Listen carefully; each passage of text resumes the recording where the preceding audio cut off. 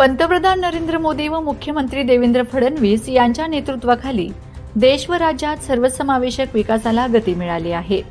केंद्र व राज्य सरकारच्या विविध योजनांमुळे समाजातील सर्व घटकांपर्यंत विकास पोहोचत आहे, असे प्रतिपादन माजी मंत्री आमदार अमरीशभाई पटेल यांनी केले. ते भारतीय जनता पार्टी भाजपातर्फे आयोजित पंडित दीनदयाल उपाध्याय प्रशिक्षण महाअभियान 2026 अंतर्गत शिरपूर येथे पार पडलेल्या भव्य प्रशिक्षण कार्यशाळेत बोलत होते. या कार्यशाळेला शेकडो कार्यकर्त्यांची उत्स्फूर्त उपस्थिती लाभली. शिरपूर विधानसभा मतदारसंघातील ही कार्यशाळा 26 मार्च 2026 रोजी सकाळी 10:30 वाजता आर.सी. पटेल फार्मसी कॅम्पस येथील स्वर्गीय एस.एम. पटेल ऑडिटोरियम हॉलमध्ये पार पडली.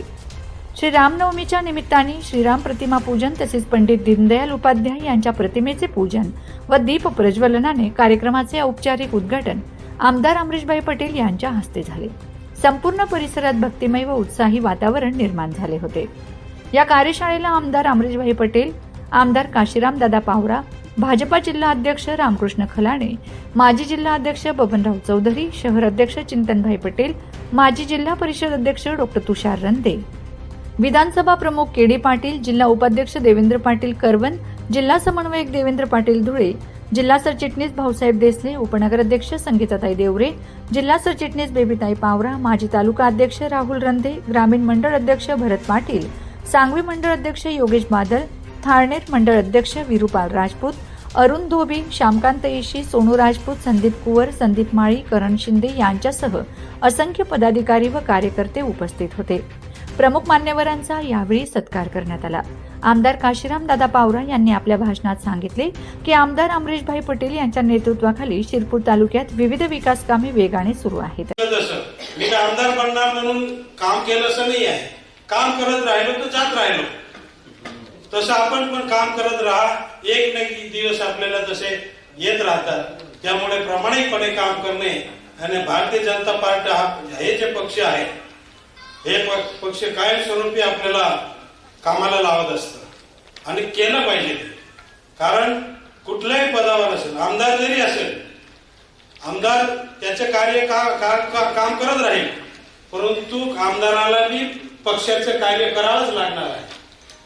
तसेच जिल्हा परिषद सदस्य असेल, पंचायत समिती सदस्य असेल किंवा नगरसेवक असेल किंवा मार्केट कमिटीचे डायरेक्टर असेल, आपलं कार्यकाळ सांभाळत असताना आपल्याला पक्षाचं काम एक डोळा पक्षाकडे ठेवावा लागतो.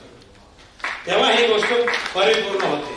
हे जर केलं तर आपण कुठेही कमी पडू शकत नाही. त्यामुळे हे प्रशिक्षण लावलेलं आहे. या प्रशिक्षणामध्ये आपण आपल्याला आपले जिल्ह्याचे अध्यक्ष बापू खलाने चांगलं मार्गदर्शन केलेलं आहे.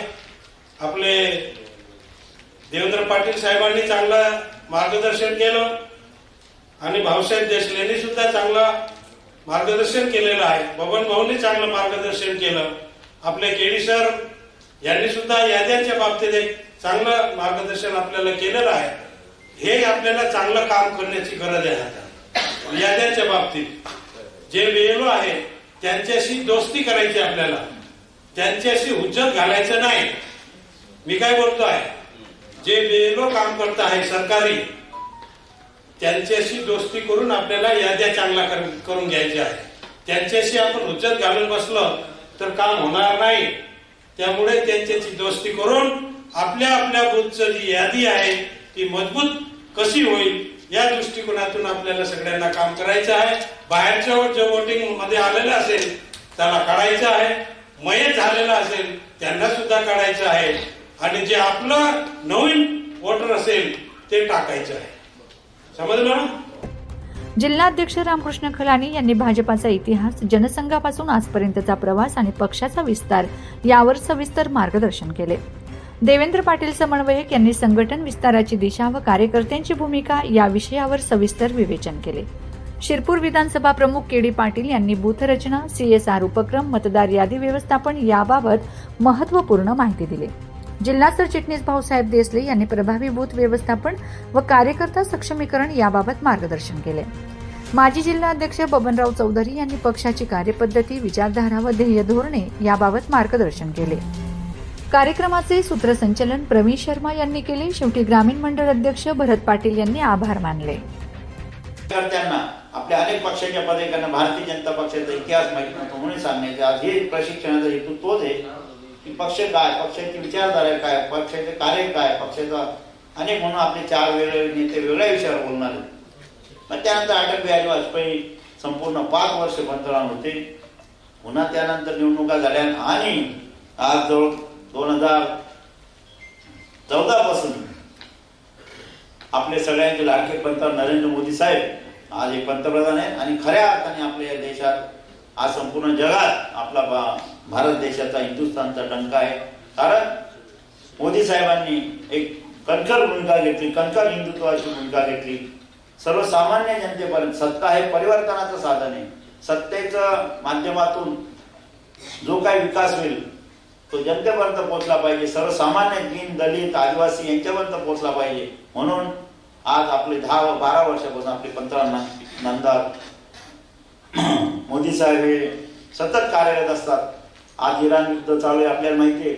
आज कुठल्याच देशाचं जहाज इराणमधून निघू शकत नाही, पण आज आपल्या भारत देश असा हिंदुस्थान असा आहे की आपले अनेक जहाज सुखरूपपणे भारत देशापर्यंत परत येत आहे. ही मोदी साहेबांची किंमत आहे.